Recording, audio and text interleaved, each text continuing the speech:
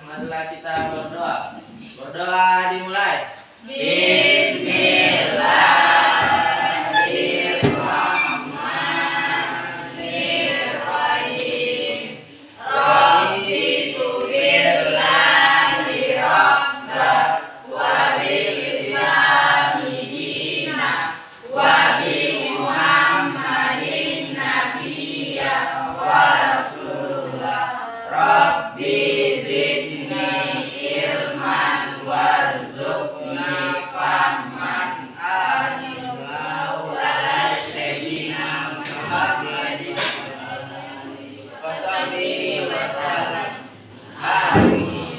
Berdoa selesai. Sekarang hadir semua? Hadir. Tidak. Oh, ya. Yang langkah ketiga kita mau apa? Kalian membaca surat pendek dengan apa? Nama suratnya surah Al-Ikhlas. Ya, mulai.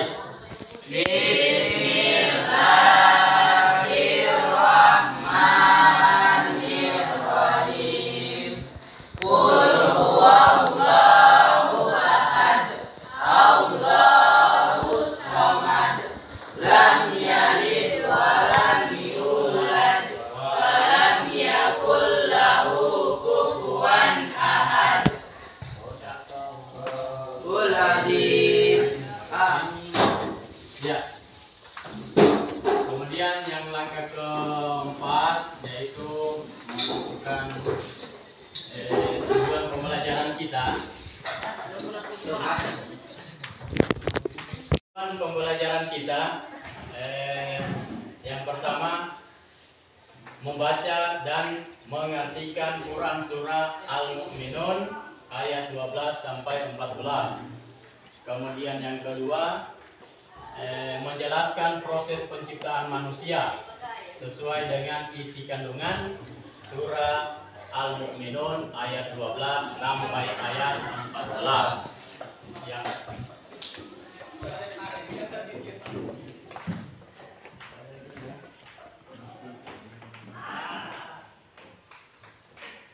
Siapa masih ingat materi pelajaran yang minggu lalu tentang pokok isi kitabku atau Al-Quran? Siapa bisa menjawab? Ya, silakan. Pokok-pokok isi kitabku atau Al-Quran ada 6, yaitu akidah, ibadah, dan mu'alaf, akhlak, hukum, sejarah atau kisah masa lalu, serta dasar-dasar ilmu pengetahuan sosial dan teknologi. Ya, pertanyaan.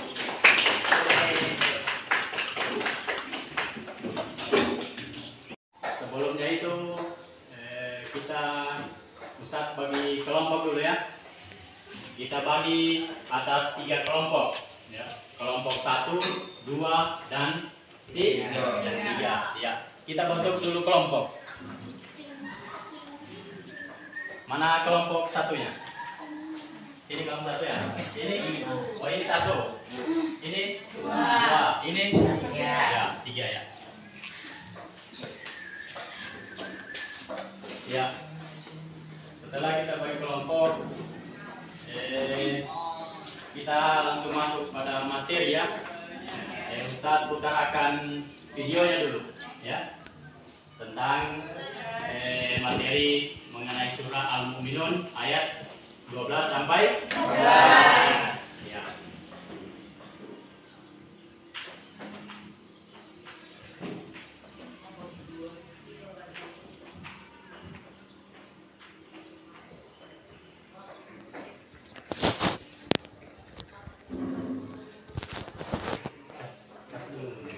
Mengenai materi kita pada hari ini tentang surah Al-Mu'minun ayat 12 sampai 14.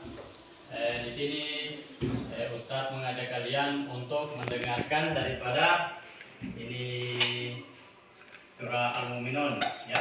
Simak baik-baik ya, mulai.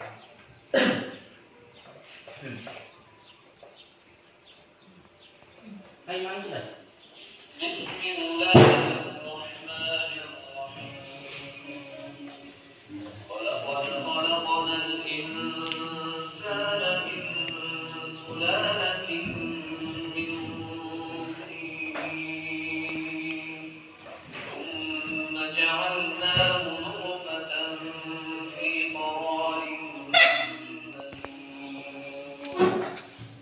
ثم خلقنا النطفة علقة فخلقنا العلقة مضغة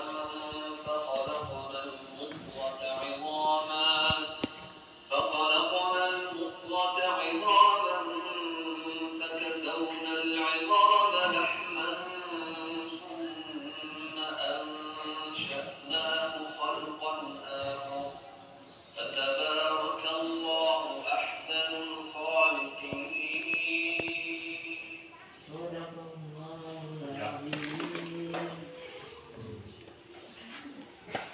Kandungan ayat ini wahalakna alaka mudghatan. Ya.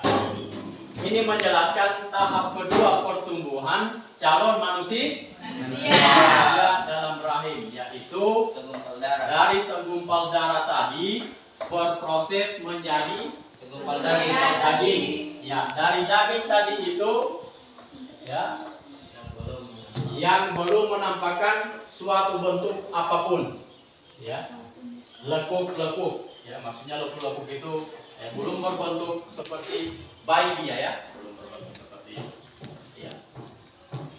Ya, pada ayat berikutnya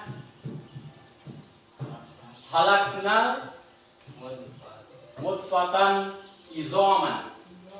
Ya, di sini berproses menjadi segumpal daging yang belum menampakkan suatu bentuk ataupun lekuk-lekuk. Ya, belum menampakkan lekuk-lekuk dia.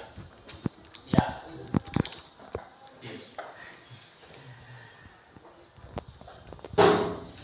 Ya, kemudian yang berikutnya wahalaknal munabatan zon. Ya, ini tahap yang ketiga. Menurut potongan ayat ini adalah segumpal daging berproses menjadi sel-sel tulang. Ya.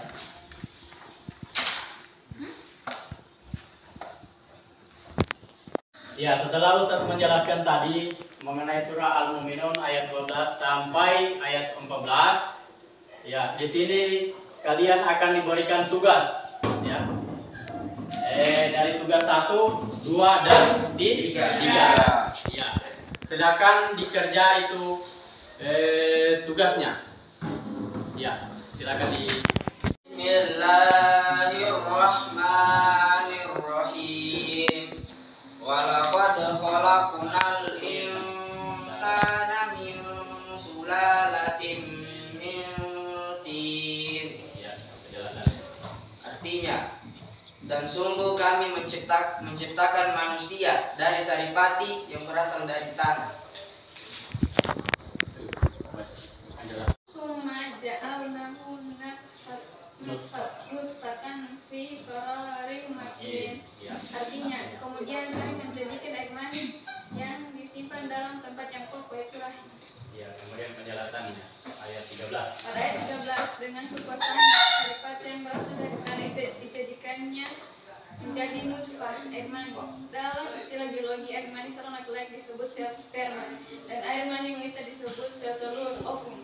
Ketika keduanya bertemu dalam proses konsepsi atau pembuahan, maka kemudian tersimpan dalam tempat yang kokoh, yaitu rahim seorang wanita. Ya, nah.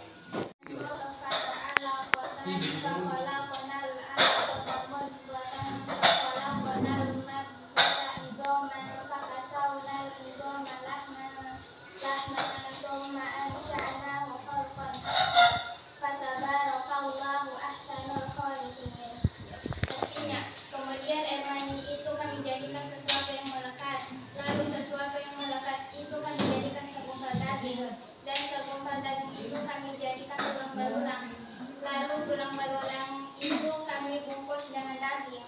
Kemudian kami menjadikannya makhluk yang berbentuk layar. Maha suci Allah pencipta yang paling baik. Pada ayat 14 dijelaskan ketika berada di dalam rahim seorang wanita tersebut selama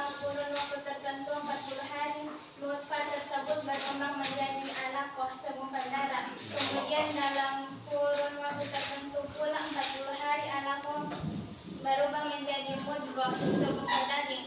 Lalu selama kurun waktu tertentu 40 hari berubah menjadi tulang belulang yang terbungkus daging. Dan akhirnya tumbuh dan berkembang menjadi anak manusia sebagaimana disebutkan dalam ayat tersebut. Kemudian kami menjadikan dia makhluk yang berbentuk lain. Ya, itu. Ya, saya mewakili kelompok 1 ingin bertanya ke kelompok 3. Terjemahkan surat Al-Mu'minun ayat 14 ke dalam bahasa Indonesia. Artinya, kemudian kami menjadikan air mani atau yang disimpan dalam tempat yang kokoh, yaitu rahim.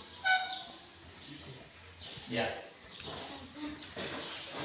Kemudian kelompok 2 bertanya kepada kelompok ya, kelompok 1. Ya.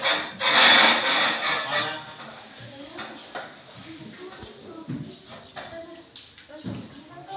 Ya, dari Assalamualaikum warahmatullahi wabarakatuh. Waalaikumsalam warahmatullahi wabarakatuh. Saya mewakili dari kelompok 3 ingin bertanya ke kelompok 2. Jelaskan proses penciptaan manusia dalam surah Al-Mu'minun ayat 13. ya.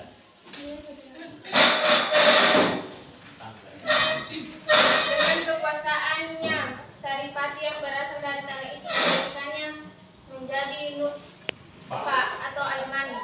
Dalam istilah biologi, air mani seorang laki-laki disebut sel sperma dan air mani wanita disebut sel telur atau ovum. Ketika keduanya bertemu dalam proses konsepsi atau pembuahan, maka kemudian tersimpan dalam tempat yang kokoh, yaitu rahim seorang wanita. Dari diskusi kita tadi, ada yang bertanya? Ya, silakan. Jelaskan proses penciptaan manusia dalam surah Al-Mu'minun ayat 12. Ya, pertanyaannya sangat bagus sekali. Mengenai surah Al-Mu'minun ayat 12. Ya,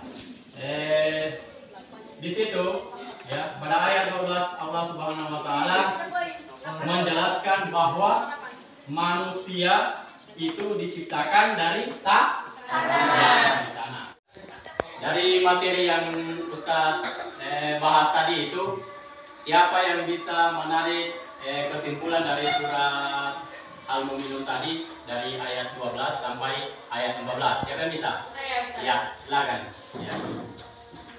Kesimpulan dari surat Al-Mu'minun ayat 12 sampai 14 adalah Allah Subhanahu wa taala menjelaskan bahwa manusia diciptakan dari saripati yang berasal dari tanah. Ya. Dengan kekuasaannya, saripati yang berasal dari tanah itu dijadikannya menjadi nutfah atau air mani. Iya. Kemudian yang ketiga. Dijelaskan ketika berada di dalam rahim seorang wanita tersebut selama kurun waktu tertentu 40 hari.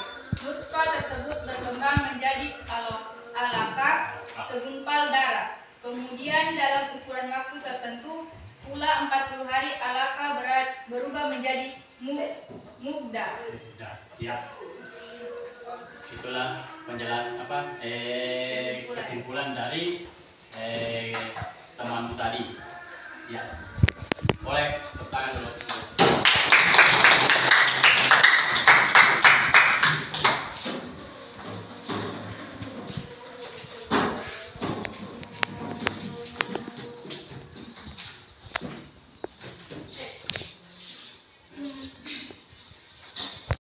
Setelah pembelajaran kita pada hari ini selesai, marilah kita tutup materi ini dengan ucapan wallahu musta'an. Wassalamualaikum warahmatullahi wabarakatuh. Waalaikumsalam.